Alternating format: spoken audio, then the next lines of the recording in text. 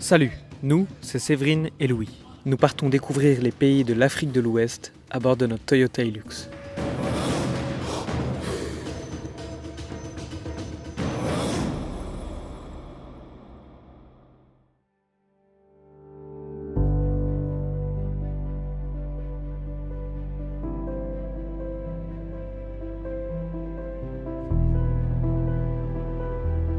Après notre deuxième nuit bien fraîche dans les montagnes du Rif, au nord du Maroc, nous levons le camp direction Fès.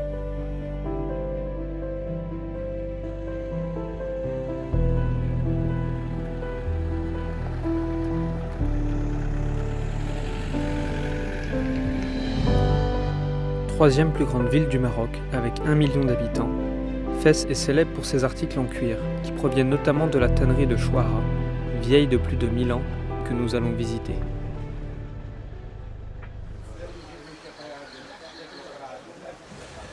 Le cuir, il est mis combien de temps dans les cubes pour que ça prenne la couleur? La couleur, 20 jours. 20 jours. Oui. La peau de vache, peau de chèvre, peau de mouton. La chaux. Oui, la première étape, la chaux. Mélangée à de l'urine de vache, de l'eau et du sel, la chaux contribue à détacher l'excès de graisse et des poils qui sont restés sur les peaux après le passage dans ces énormes tambours. Les peaux sont ensuite trempées dans un autre ensemble de cuves contenant un mélange d'eau et d'excréments de pigeons. Ce mélange permet au cuir de devenir malléable afin qu'il puisse absorber le colorant. Les colorants sont des végétaux naturels. On retrouve par exemple la fleur de pavot pour le rouge, le henné pour le orange ou encore le bois de cèdre pour le brun. De la poudre de grenade peut être frottée sur les peaux pour les rendre plus lâches. Une fois que le cuir est teint, il est mis à sécher au soleil et peut ensuite être vendu. Après cette visite passionnante, nous reprenons la route pour rejoindre notre bivouac.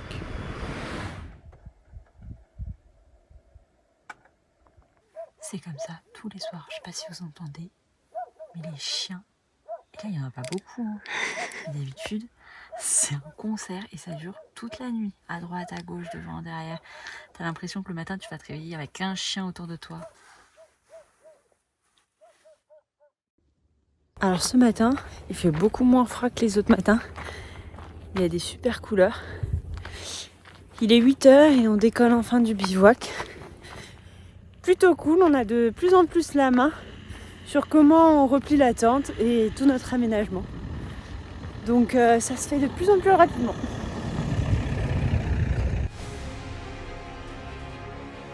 Aujourd'hui, nous nous arrêtons aux cascades d'Ouzoud, où une colonie de macaques quelque peu démonstrative a décidé d'habiter les environs.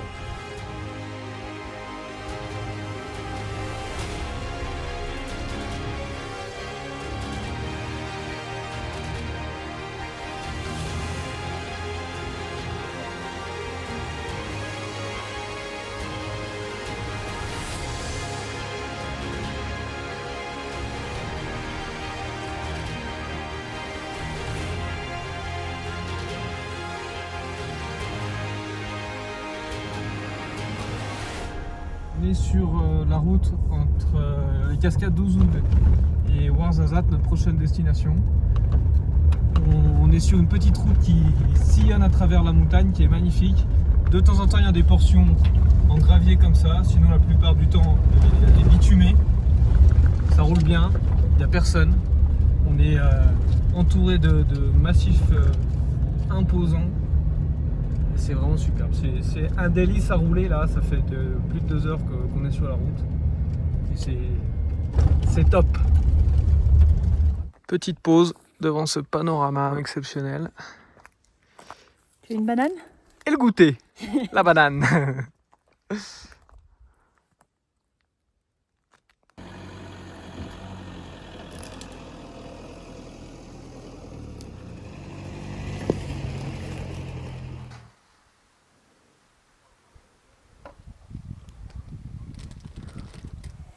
Après ce bon repas bien chaud, on est vite monté dans la tente parce que cette nuit, ça va être probablement la nuit la plus fraîche du voyage. On est à 2000 mètres d'altitude ici, ils annoncent 4 degrés. Étant pas hyper bien équipé pour ce genre de température la nuit, on a fait comme on pouvait. Donc on est parti chercher des serviettes pour se faire des épaisseurs supplémentaires. On était même prêts à prendre des hamacs et tout bout de tissu qu'on pouvait nous rajouter sur la tête. Louis a pris un vieux caleçon en guise de bonnet. C'est un cache-cou. On va voir ce qu'on peut faire. Bon, comme c'était prévu, la nuit a été bien fraîche. Donc là, on s'est levé 6h30, 7h. On part de bon matin pour rejoindre Ouarzazate.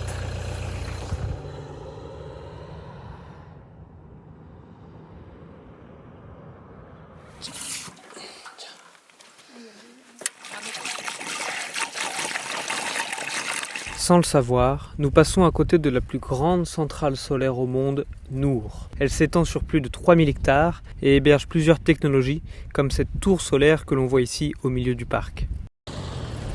Après 15 km de piste au sud de Ouarzazate, nous arrivons dans ce lieu aux allures de paradis, l'oasis de Fint.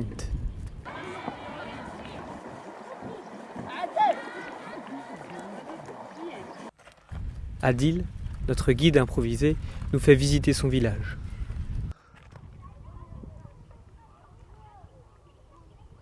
Nous reprenons ensuite la route, direction Marrakech.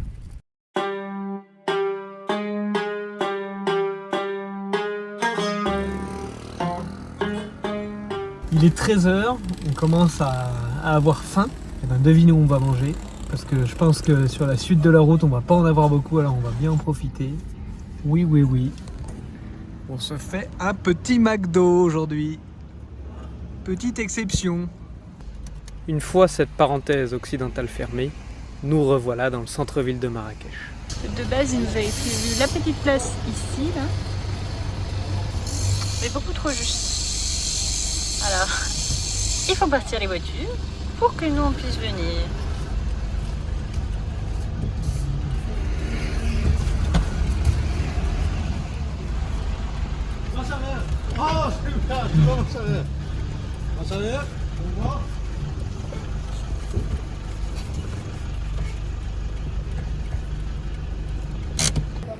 Bon alors pour le parking, pas de problème. On a eu le chef, il nous a trouvé une place en 5 minutes, c'était parfait. Sauf que le chef là il est en train de nous balader dans tout Marrakech, il est en train de nous montrer toutes les boutiques de ses copains. Donc on a eu le droit pendant une demi-heure à une démonstration de plein de produits, d'huiles essentielles, etc. Elle semble de tous les côtés. On a eu au moins 20 produits sur chaque pas, donc à la fin on sentait plus rien. Ça c'est le vrai hic marocain pour la migraine, la sinusite, le ronflement. Ça dégage, ça diminue les problèmes respiratoires. Ça se garde toute la journée, grave. Et puis là on va visiter la coopérative. Alors c'est parti, on le suit à travers les petites ruelles de Marrakech. Bien. Voilà le surprise ici.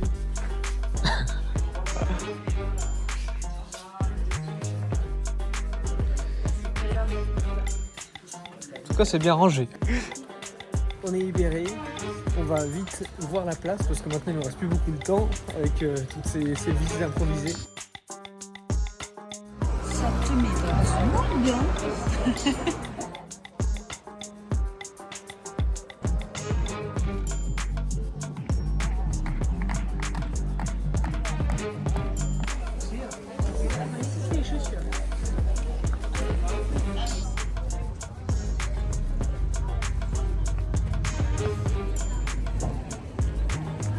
Tout à l'heure c'est le coin des babouches, là on est dans le coin des poulets.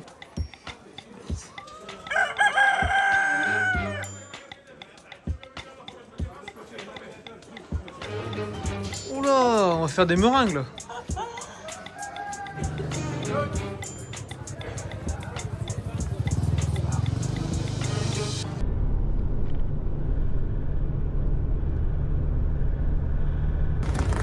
On a trouvé un endroit où dormir entre Marrakech et Agadir.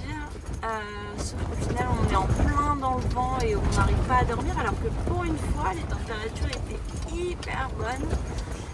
Mais là, on a un peu peur pour la tente. On ne sait pas quoi faire. Je ne sais pas si vous entendez le vent. Ça souffle assez fort.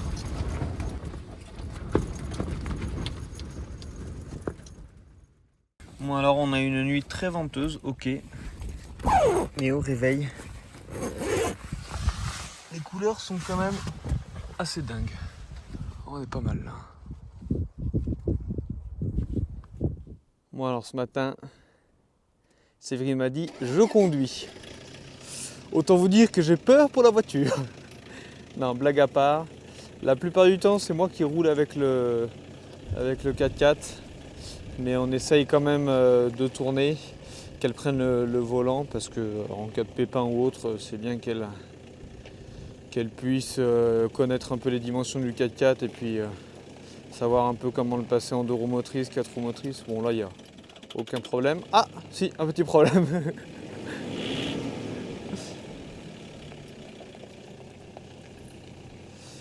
Mais non, mais c'est top, elle le conduit très bien, comme une vraie voiture.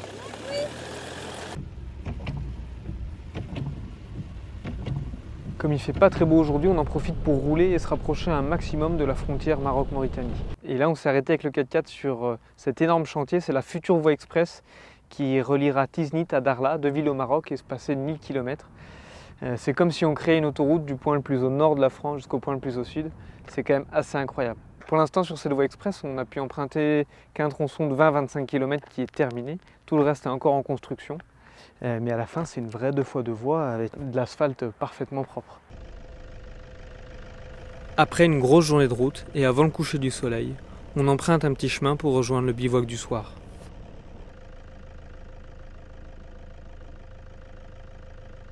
Ça y est, première fois du voyage qu'on retrouve l'océan Atlantique, puisque jusque maintenant on roulait dans les terres. Et là on est sur un spot vraiment sympa, au niveau de Sidi Ifni. Ce soir, on dort ici. Alors on a un peu de travers, hein, forcément. Quand c'est pas le vent, quand c'est pas la pluie, quand c'est pas le froid, c'est le dénivelé. Et on va arrêter de se plaindre parce qu'avec une vue comme ça et un panorama comme ça, c'est quand même fabuleux. Aujourd'hui, pas de lever de soleil, on décide de prendre la route rapidement et d'enchaîner les kilomètres. Objectif Laayoune, c'est notre objectif de la journée, voire dépasser la ville si on roule bien.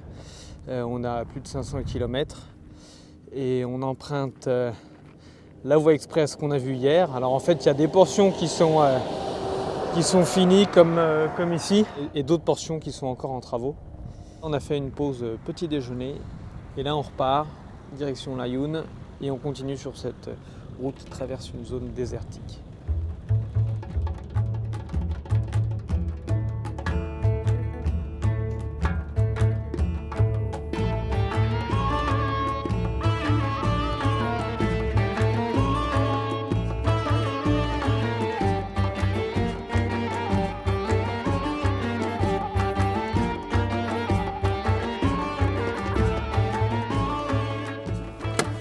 Arrivé sur le spot pour déjeuner, on a bien roulé et là on s'arrête ici devant ce ferry qui s'est échoué ici en 2008. Il reliait les îles Canaries à la côte.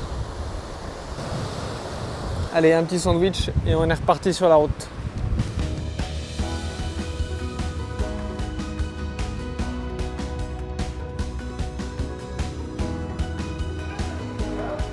Petit stop ici à Laayoune où on en profite pour faire le plein. Plus on descend au sud, moins l'essence est bonne. Donc on en profite et en plus de ça, ici on a perdu l'équivalent de 20 centimes. On est à 1,20 € le litre. Donc on est content de faire le plein là. Et là ça y est, on est bel et bien dans le Sahara. De ce côté-là, la station d'essence et de l'autre côté du mur, un petit oasis ici et derrière des dunes à perte de vue. Et un petit coup de lavage, c'est top parce que là on l'a bien baptisé. Entre la pluie et le sable, ça y est, ils se font un peu dans le décor. Séverine, c'est bien là? Le boulot est bien fait? Là, c'est hyper bien fait. Là, c'est top. C'est vachement bien. Oh là là, mais on se croirait dans la tour Montparnasse là. Et là, on part chercher le spot pour ce soir. On est dans une zone qui s'appelle le Sahara occidental. Ici, la police marocaine aime pas beaucoup qu'on campe dans la nature. Donc il faut bien se cacher, s'éloigner un peu de la route et puis se faire discret. Pas trop de lumière la nuit Normalement tout devrait bien se passer.